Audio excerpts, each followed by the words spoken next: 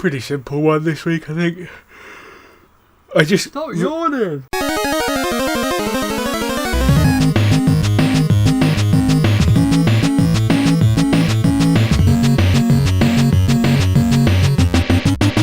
Welcome to Nothing to Play, the historic 7th episode. I don't know why it's a historic 7th episode. No, I'll tell you why it's a historic 7th episode. Because I got an email this week saying that someone was trying to access my account from an unknown computer. So someone has listened and someone has thought, I'm going to try and log in. So, what, to the site? For that. Yeah, no, to my Twitter account, to the Pondis Twitter account. So thank you, whoever you were, for listening, and better luck next time. So that really cheered me up at work. I was like, someone listened and cared enough. And then right at the end as well. So unless someone went on the website, I think they're on the website as well. Although saying that, I also looked at the website for the traffic today, and we're getting quite a few clicks through. So I don't know, maybe some people that have come to the website have listened. That'd be nice. But yeah, that was the most exciting thing that happened to me all week, which is not sad at all. Yeah, it's pretty sad. Yeah. Although I did also finally cancel my Switch order. This was my one mandatory piece of Nintendo Switch news, and it was that I've cancelled my pre-order. Just because I'll wait until there's more out for it, I think. Yeah, so you're still going to get one then? Eventually. Call of the Wild, Breath of the Wild. Breath of the Wild looks really good. I think that new Dragon Quest 11 looks pretty good. But that's out on the PS4 as well. And then you've got... are they porting Dragon Quest 10, which was the online-only one in Japan? So maybe that'll be... I think that's like a Switch exclusive because Nintendo and Dragon Quest go back some ways. Maybe. So I don't know. I don't know. I'm not sure, but yeah, I might. Wow, I that might was get helpful, wasn't it? Yeah. So, have you got anything to add before we jump straight into the news? Not really. Let's just jump in.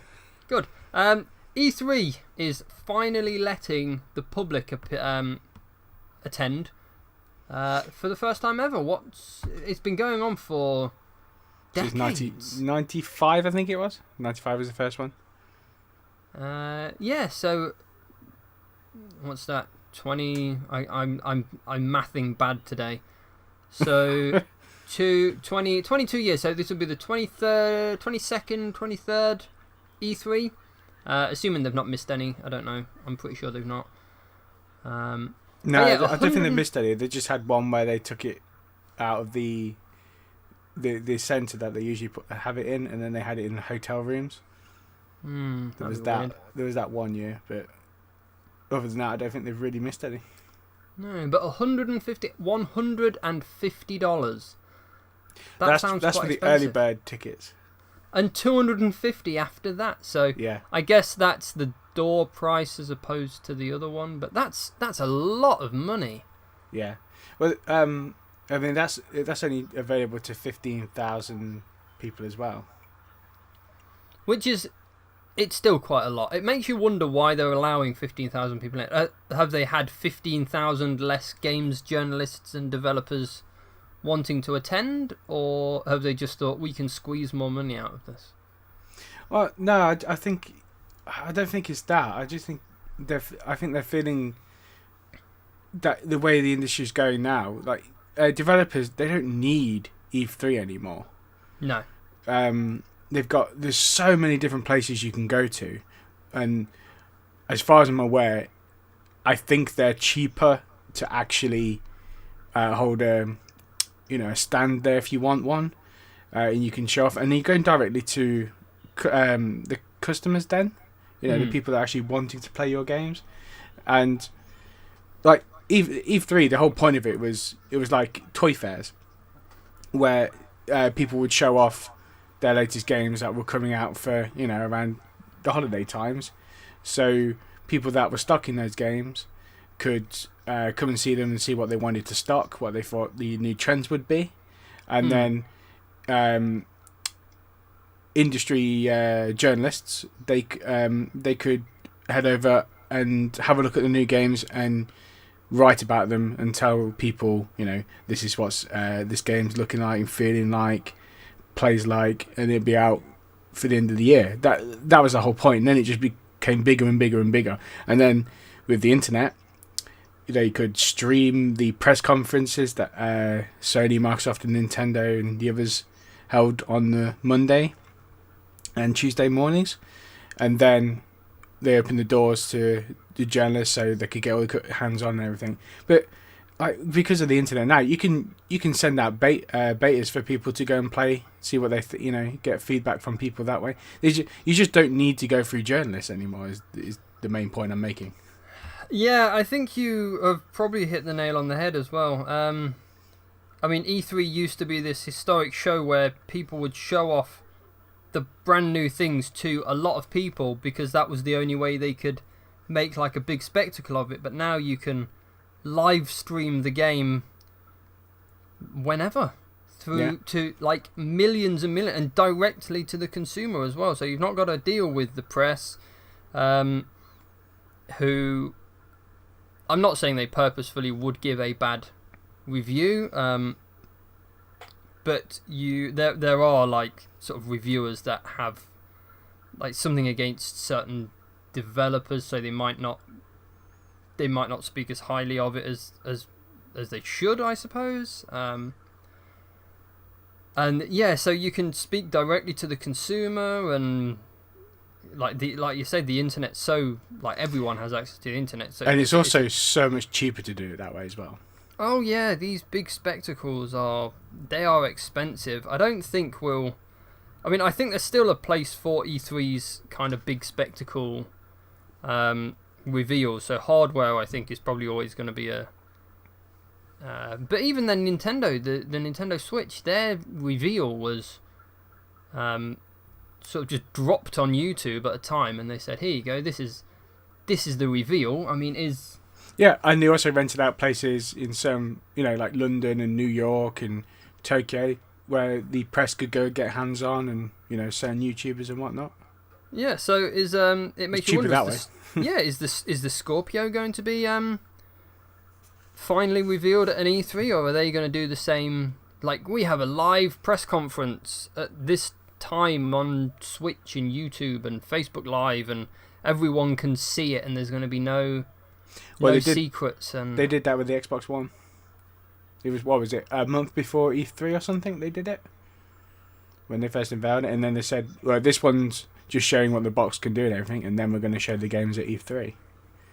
Yeah, so maybe people will start kind of stepping away from E3. I think, in a way, it's kind of one of these old-fashioned concepts. Let's hold a fair and everyone can come and play with the thing. It's still the biggest gaming spectacle of the calendar, really. But yeah, maybe just a bit outdated now. Yeah, which makes me sad because it's one of my favourite time of the year. I always look forward to that. I always take time off work. I always joke that it's my religious holiday. It's a week-long religious holiday. It's like when I first found out about E3 was in 1996 in, I believe it was a Nintendo 64 magazine, and they were talking about the games that they saw there, and then ever since then I always wanted to go, and then I found out it's in America, in LA, and you can only go if you're in the industry. So eventually, obviously, I made it into the industry, and in 2015, I finally got to go, which made me so happy. It was like it was my number one thing on my bucket list to do, so that made me very happy. But I think this is probably a good step for them. Maybe it sounds like, I'm pretty sure in the article it said that it was for all 3 days, so. The press might not be happy with that because they have a hard enough time getting to see the games and cover everything, and they have to make appointments beforehand and this, that, and the other.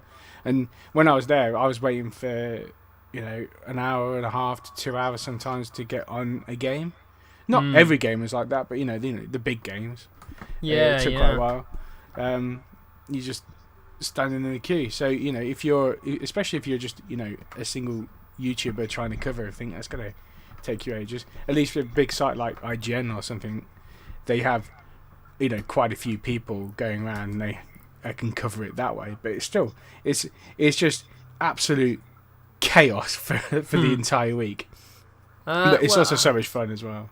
Yeah, well, the journalists and things will have access to like the developers, and they will get meetings with the staff, which I imagine that's just going to have have access to behind closed doors stuff for them, and just have all the open things for general people or people that don't have an appointment.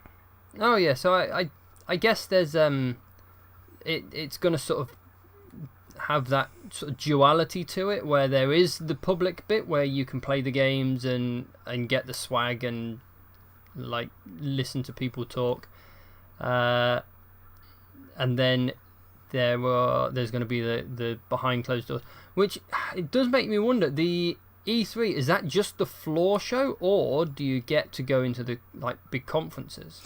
Conferences are completely different, nothing to do with E3. Mate, well, there you go then. Maybe E3 maybe we don't need E3 anymore. Which is don't say that. I love E3. I want E3 to last forever. What was it? Was it Space World? That's gone. Tokyo Game Show. I don't think they've done. Have they done that recently? Yeah, there's one last year. I think they stopped them for a while though. It's just they don't really tend to do many press conferences there anymore. Sony show off their Japanese games, but that's about it really. Microsoft never bothers anymore. I'm not surprised. I don't think Nintendo does anything there anymore. But the thing is, that used to be set up as a 4-day event. So you had 2 days for press only, and then the Saturday and Sunday for the general public, which I think might happen with E3. I think they'll find that it's too many people, too many queuing and everything this year at E3. So they might have 1 day for just press, and then the other 2 days they'll have for everybody. Yeah, I guess this year's the big experiment. We'll see how it changes next year. It's a shame we've not got like an E3 level event in this country. I mean, there's the Eurogamer Expo, which sort of that's pretty big and it's really good. Yeah, it sort of alternates between Birmingham and London. So I'm definitely gonna. I think last year was London, so this year might be Birmingham, and I'm gonna have to try and get a ticket and go. But I suppose that's the big event we have sort of here. Yeah, we'll go this year. Yeah, I'm not going E3 this year, so I might as well go Eurogamer. We'll make a show of it. Yeah. God. Okay. So the next thing really is the PS4 Pro now has a boost mode for games that don't have a Pro patch, which is quite nice. Fantastic news. Yeah, it's I thought it did this anyway. I didn't realise that it's a new thing. No, when the whole point of Pro, when they announced it, they were saying that games will have to be patched to be able to use the features, because they wanted to keep everything exactly the same, so no games would be come buggy or anything just by playing on the Pro, which is fair enough. But I feel like they wanted to do this anyway. It's just they wanted to get it out first, make sure it all runs smooth so no one can complain about things, get people doing the patches and whatnot. So when you download the new OS for it, the update, it will be, well, it's in beta at the moment, so people that have got beta access can be trying it. But when this actually officially launches, under the System tab, you can select this option, and it gives you a warning saying this may cause problems with your games. So if it does, turn it off. But Digital Foundry's done some really cool videos looking at mostly racing games, but they putting the games through the test, and the FPS marks are, becoming like solid 60s, which is really good. It would be, like I say, I expected it to happen anyway. I know that there are some graphical improvements to even sort of standard games on the PS4 Pro. But yeah, this boost mode sounds really, really good now. Luckily it came out before I. Well, luckily the news came out before I was like seriously considering buying one. So yeah, it just sweetens the deal, as it were. Well, I'd be happy. I like this because I haven't really been able to use anything on my Pro yet. Yeah.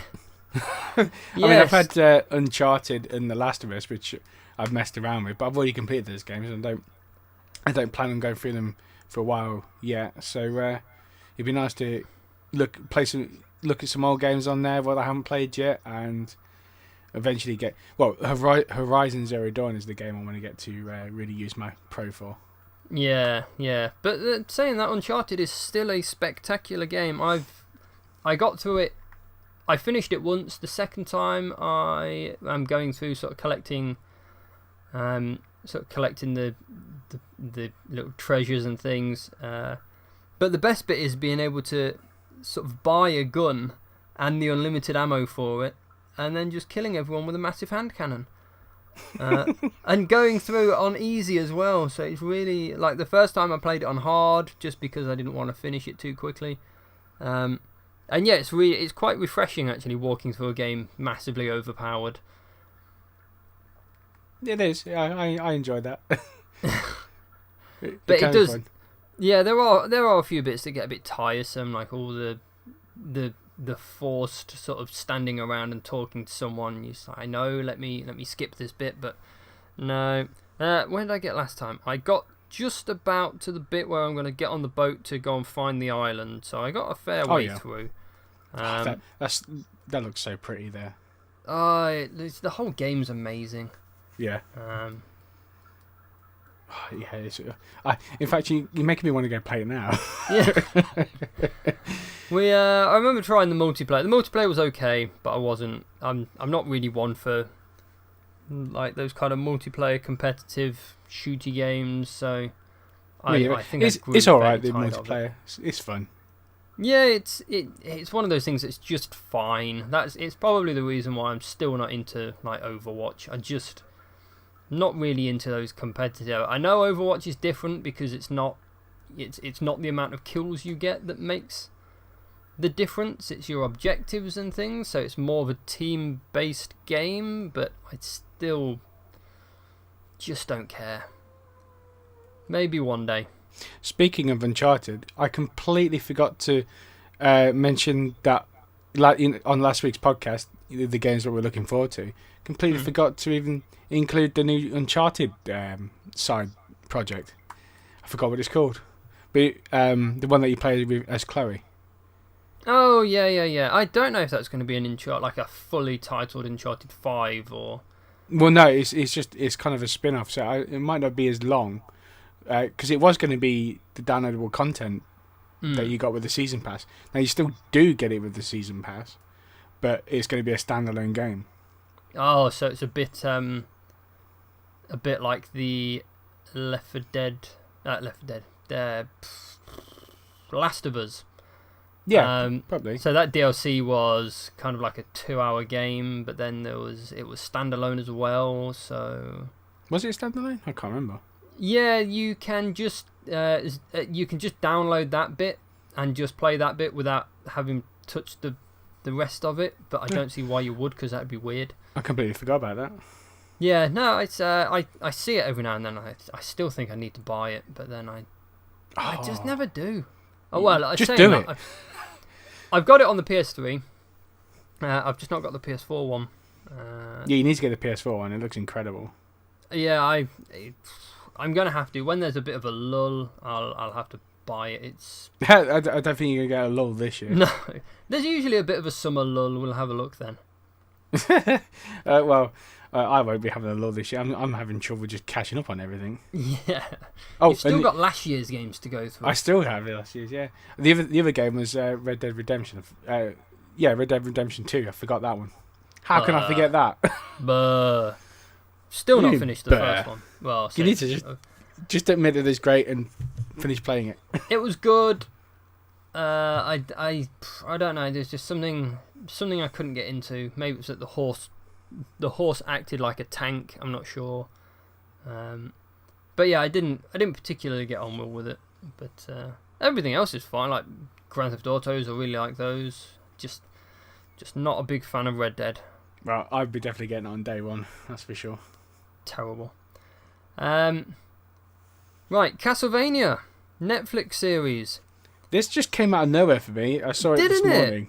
I had no idea, and I'm very looking forward to it now. Yeah, I had not. Someone tagged me in a thing that said, "Oh, Netflix is." So there was a bit of a news article, and apparently the people that are doing it have had the rights for a long time, like sort of 10 years time. I think it even said 15, and they've like been trying to figure out a way to use it, and then they've worked it out. Oh, excuse me. What I find interesting about this news is the fact that the producer, A.D. Shankar, I think that's how you say his name. He was behind the new Dread movie and The Grey and Machine Gun Preacher, so that makes me very happy because I enjoyed those films. I think the series is animated, isn't it? I don't know. I think it's animated. Which is like is that going to be? It's not going to be. Well, I'm hoping it's not going. I don't want it to be bad. I want it to be good. I want it to be great. I want it to be the series, like a series like the animated Street Fighter film, which was spectacular. So what have we got? Adventure Time's production company is also involved, suggesting the series may be animated. That would be really cool, lovely. Though. Yeah, really cool. I think it needs to be animated. I think it's too kind of fantastic not to be. Well, you'd have to capture it much better if it's animated. Oh yeah, the action will be better, and just the aesthetics of the visuals. It would just be better in being animated and being live action. Oh yeah, it's a big sort of Japanese. It deserves to be anime, to be honest. I just want it to be good. I just want it to be good. But then there's a lot of like Castlevania lore, and which do you set it on one of the games? Is it sort of like a side? Because basically all of the games are a vampire hunter from the Belmont family going to kill Dracula. That's the games in a nutshell. But is it going to be based on the Belmonts? Is Alucard going to be the main character? Is it going to be anything like Symphony of the Night? And if it's anything like my Symphony of the Night game, he's going to spend 20 minutes fighting tables because he has to walk backwards and forwards through the one room that has like haunted tables on it. It's just, I don't know. I don't know. I think this could be really cool. They've already said that there's going to be a second season for it already. There's a second. I've not even done the first one. No. So I'm just kind of hoping that they kind of like release it all on one day. They're just like, yeah, here you go, have the lot, and I'll just sort of binge watch the lot. Well, that's what Netflix usually does. Yeah. I'm hoping they do that again. It's only for ones that are also shown on TV at the same time. Like, what was it? Better Call Saul. That was a weekly thing. This is like a Netflix exclusive as well, isn't it? Yeah, so it'd be all in one go, like the Marvel ones were. Hopefully, I am looking forward to it, but you know, there's been sort of terrible. We've had bad luck with video game adaptations to the screen, so yeah, it doesn't always meld very well on the screen. I think Castlevania suits a television series quite well. Certainly, with anime nowadays is vampires and school children, and if you have one or the other or both, then it's going to be a hit. So I'm cautiously optimistic at this stage. I think I say that a lot, to be honest. Well, that's probably the best way to be. Yeah, so I don't think it's out until next year. Hopefully we'll get a few teasers. Yeah, Hopefully we'll get a teaser soon. Yeah, I'm sure we will. But yeah, that would just make it much harder to... Probably at a Comic-Con or something. Yeah, maybe. Comic-Con would be the right place to debut it. Well, I think that covers the news this week. Yeah, that I think is the news. So do you wanna lead us into the main topic? Well, yeah, I was contemplating this week about how do I feel about paying for online multiplayer games on the consoles now, because obviously is that it? PC Are we PC's free and everything, I just thought we'd have a conversation about the pros and cons of it, really. It's it's a good point. I suppose it's one of those, especially now Nintendo jumping in on it as well. Yeah, it's one of those sorts of stories that comes around quite a lot. I think people trying to justify the cost. Yeah. And Nintendo, I guess most recently when they announced they were going to start charging for the Switch multiplayer, and they said, oh yeah, you get to play I think it's one NES or SNES game for that month, so you get access to that game in that month, and after the month lapses, you can't access that game again. Yeah. And they're the only company that does it that way, but it's significantly cheaper. But when people knew it was... Before people knew it was cheaper and just assumed it was going to be the same price, there was uproar. Yeah. And now that it's cheaper, everyone's just like, well, there's not as much money. But I still don't think it's a good deal compared to what PS Plus and the Xbox Live give you. I'm not sure it's that great a deal. PS Plus, that gives you... meant to give you 6 games a month. So that's 2 for each platform. The Vita, the PS3 and the PS4.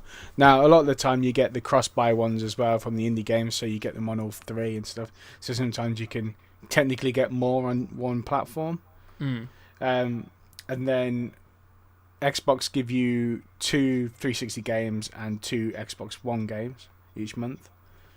Like you said, Nintendo will give you 1 of a NES or SNES, which I'm not laughing at because there's some wicked games on that, but it's just Nintendo. It just feels like Nintendo look at what's been going on and go, well, I suppose if we're going to charge, we're going to have to kind of match what we do, but we'll just do it worse. Yeah, they seem to have a really I don't know what it is. It's like their back catalogue. They know people love their old games, but they don't want to...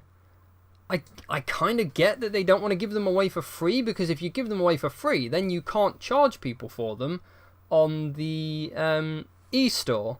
And eventually, you will, if you subscribe for a long time, you will get all of the best games.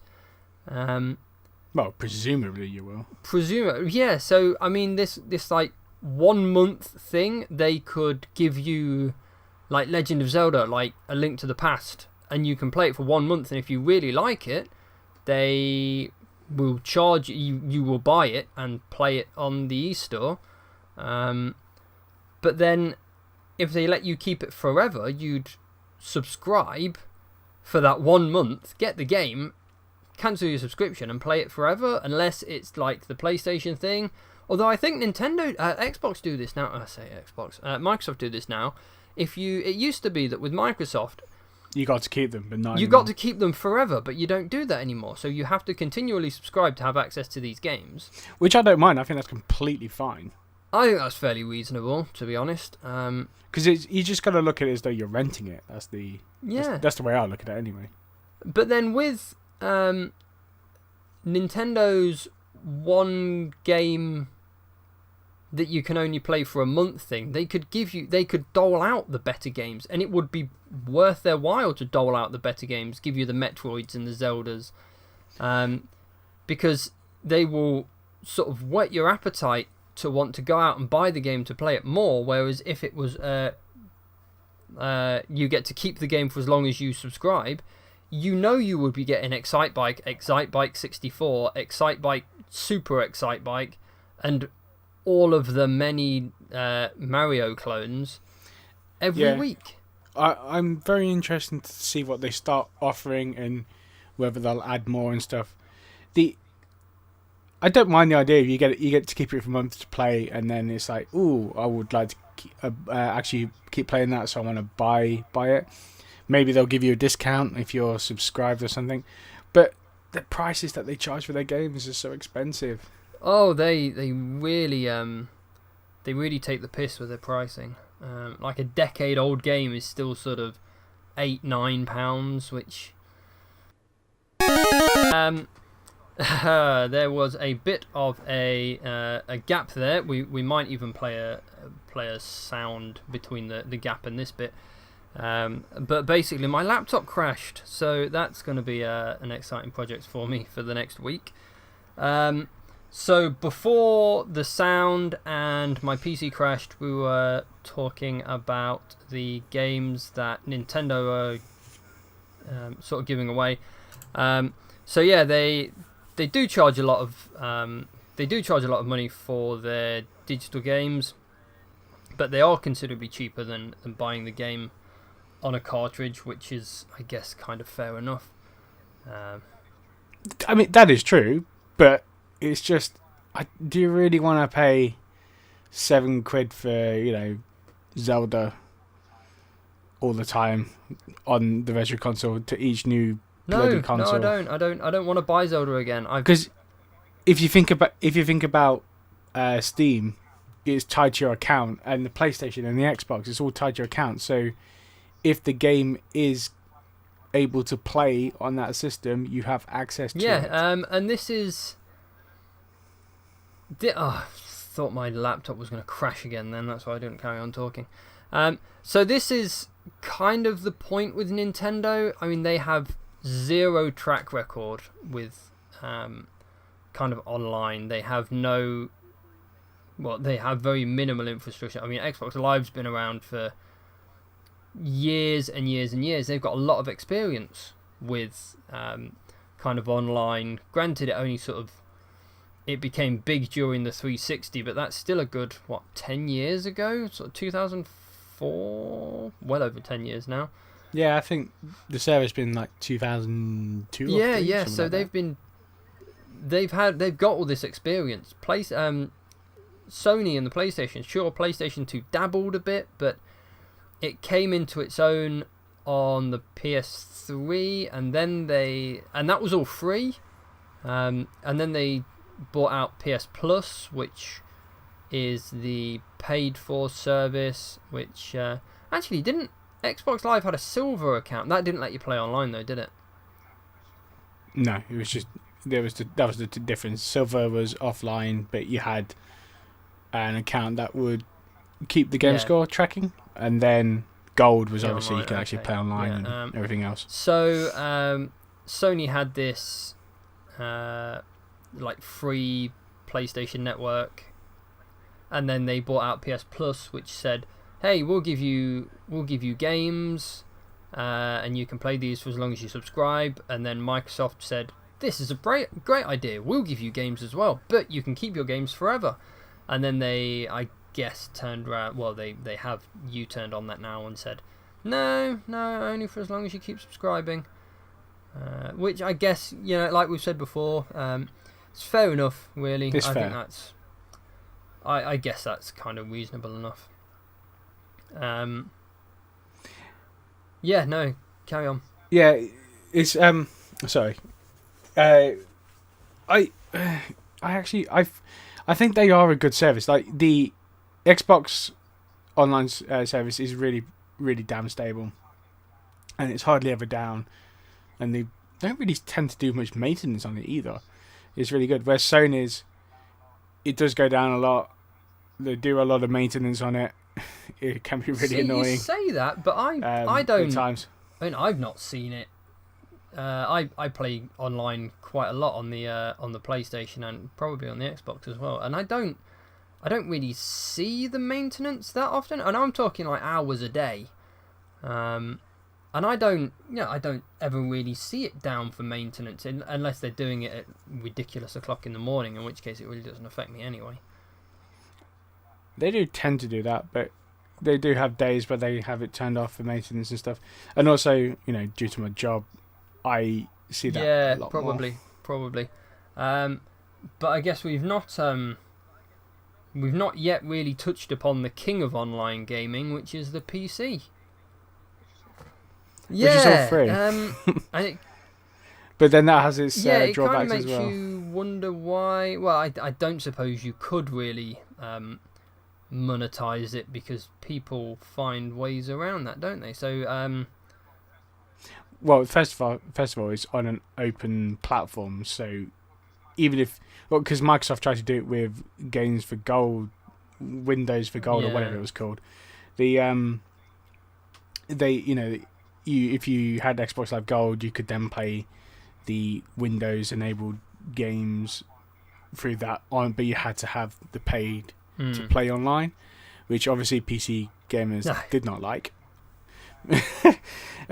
So that service disbanded after only a couple of years, just because people never used it.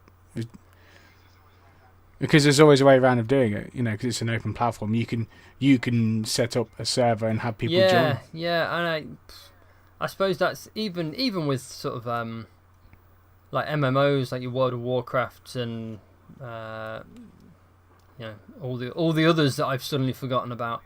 I guess like EverQuest and Lineage and things. There are pirate servers for these games where you don't have to pay a subscription.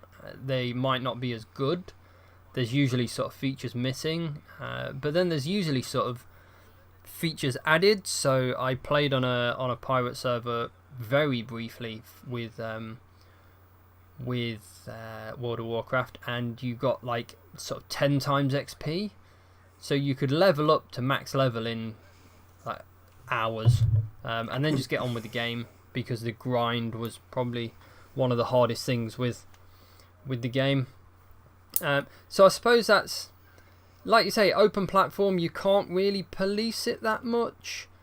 But then because you've got this sort of open platform and there's not really any money behind it, they don't tend to go out of their way to give you free games. Certain platforms do. Well, also the thing about that is, servers can be slow. They can fill up very quickly. There's all those kind of problems. At least with Microsoft and Sony side, if you're paying, you've got guaranteed access. Also, you've got with the consoles, you have, especially when you buy a console now, you get the console itself, the controller, but you get the headset as well, so you can talk. Both consoles do that. You have voice chat and party lobbies and invites and all this kind of thing. So it makes it very easy to get into a game with your friend or just jump into a game. Whereas the PC, it is still pretty easy these days, but it can be an issue to get into a game with your friend and be talking. You need to use, you can use Steam's voice thing. It's okay, but it's better to use third-party software to actually, chat to each other. I get that 100%. Certainly, granted, this is going back a couple of years, but so I would play kind of enemy territory with some of my friends, and like finding a lobby, it would be, you would kind of scan the server list for like a lobby that has enough spots, and then say, right, I'm going to join such and such a lobby, and then everyone would have to try and find it, which would be a nightmare. You would all have to kind of set up like a voice chat software, which back in the day was a bit of a pain in the arse. It's a bit easier now, but then there's still loads of choices. So there's I guess TeamSpeak is the big one, and then there's like whole loads of other ones whose name I can't remember, because I tend to only go for TeamSpeak. And then there's like add-ons and sort of all this equipment you've kind of got to set up, and everyone needs a headset, and headsets are not expensive, but you can get bad ones and good ones, and it's it's kind of a lot of effort to put in. Yeah, there's a bit more effort on the PC side to actually set all this kind of stuff up. So you need to somewhat know what you're doing. Whereas with the console, it's all pretty much there. You're given the equipment, and it's just kind of essentially plug and play. I mean, that's always been sort of my argument for console gaming over PCs. You know, I like my PC. I do play games on my PC. I've played a lot of games on my PC recently. But with the console, I buy the game, put it in the tray. It might want to install for a couple of minutes, but then I know I'm getting the best experience out of it. I've not got to worry about updating drivers. I don't need to worry about sound channels being funny. I've not got to edit INI files if there's something the matter. I've not got to worry about third-party updates and all these sorts of things. So I guess my pro console argument is that I just throw a disc in, press play and go, and that's as much effort as I want to put in at times. But sure, you know, there's other things with the PC. I like that there's a lot more sort of graphic settings on the PC, so I can tailor it to exactly how I want it to look. You can get I know mods are a thing that are on console now, but they're sort of still very early in and not great. And only for select games whereas, as well. You know, you can almost sort of guarantee that if a game's out on PC, there's a mod for it, and it will improve the game or change the game in some way. So yeah, it can actually make it a lot better. Yeah, and there's people that make mods for games that are like hour-long campaign missions. So there's a lot of positives for PC gaming. I mean, certainly that it's free is great. But then again, like you say, because it's free, there's no money behind it, and people don't want to really. If there is a problem, it's fixed when it's fixed. Whereas with sort of Xbox Live, if the network's down, you know there's people rushing around trying to fix it because people have paid money for it, and there's that sort of money behind it. So, I mean, to be fair, these days, you know, you've got EA Origin and you got Steam and you got Ubisoft's Ubiplay or whatever it's called. Uplay. Yeah. That's it. Uplay. You know, they've got their own servers for PCs, and you know, if their service goes down, they're on top of it as quick as they can. But you know, the PC can give you a lot more freedom, and you can get software. You know, third party software that can probably, you know, might even do things better than what, you know, the big boys do. But then, you know, you've got to go through all these different ones to find the one that you find the best. It can be annoying, but it can also be really good at the same time. I really like PC, and I'm very much starting to just go full on PC again, like I was like 15 years ago. But you know, the consoles, I still think the consoles definitely have their place, and you know, they're very easy to use and whatnot. I think most people these days they'll have a PC and they'll have a games console. Yeah. They might even have two games consoles. It's no longer one or the other now. I think that's probably the point. Most people go for a console, you know, for the Sony or Microsoft exclusives, and well, the thing is with Microsoft, their exclusives are on PC now. Yeah, as well, so. I mean, it used to be that games for console just weren't on the PC, and a lot of games for the PC weren't on the consoles because the consoles couldn't run them. But now a console is basically a PC that is connected to your TV. The games, there's the line's a lot blurrier, and it's really only the sort of the first party studios, so it's only the Nintendo games that are on the Nintendo consoles. Nowadays it's only Nintendo games that are on Nintendo consoles because no one supports them, and it's only the Sony games that are on the Sony consoles, and like you said with Microsoft, it's only the Microsoft games that are on PC as well. So yeah, I guess it's probably due for a change again.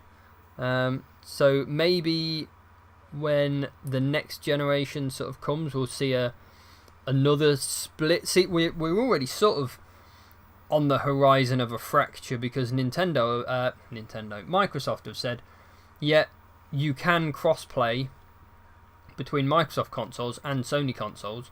We know how to do it. It's possible to do it, but both parties have got to accept that.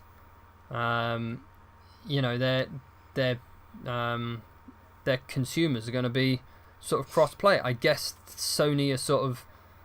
I'm not even sure it's Sony that are 100% against it, but I guess both the parties have got to accept that their customers will have to have the same kind of level of experience. And would they, would you get into kind of licensing, right? Like if, well, obviously the Microsoft a Microsoft hosted server for like Gears of War, you're not going to get Sony players playing on it, and Sony don't have to worry about paying Microsoft for renting their server because Gears of War is never going to be on that. But what about games like FIFA? Couldn't EA host the servers or pay for the servers, and Microsoft and Sony just kind of let their users play together?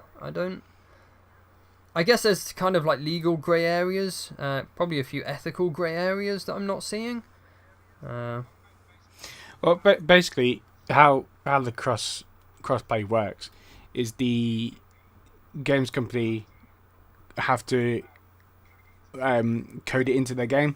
So, let's take Rocket League for example. That's been able to play against PS4 owners pretty much since launch, I believe. And then Microsoft opened it up so they could play against PC owners as well. So you had Xbox and PlayStation that could play against PC owners. Now you have the ability to have all three play against each other. And what happens there? You would do a search for a game. You will so say one person on PlayStation, one person on PC, one person on Xbox. I can't remember if you have to host or you just search on Rocket League. So let's just say the PC guy is hosting a game. The PlayStation guy and the Xbox guy searches. They find that game. They're all put into a lobby, but you can't communicate with each other, and you won't be able to see each other's gamer tags.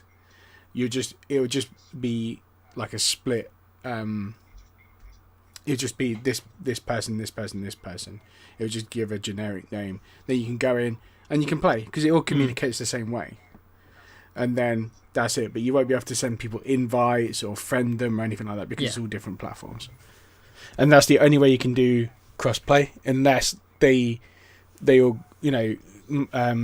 Sony, Steam, and Microsoft all got together and say, well, let's do the same system. Hey everyone, so Pondis' laptop has died on him once again, so unfortunately we're going to have to end the podcast there. Just before I go, I'll give you my summary of what I think about paying for the online services on the consoles. I think they're a pretty good deal for what you get with the games each month and whatnot, but I personally don't really play online very often these days. And I have so many games in my pile of shame to get through. Just getting those free games, I just haven't got time to play them.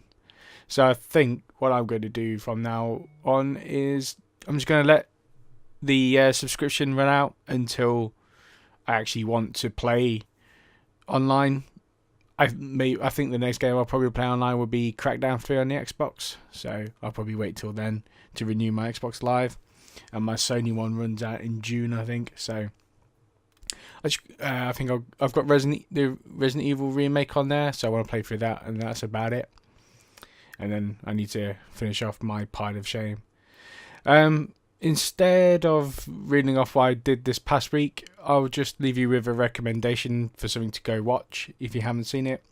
Is One Punch Man. It's a fucking hilarious anime about a young bald guy that can just take anybody or anything out in one punch, and he's just after a fight that someone can stand up against him. But Just every time he goes up against somebody, he just knocks him out in one punch, and it's just hilarious. So I really recommend going to watch that.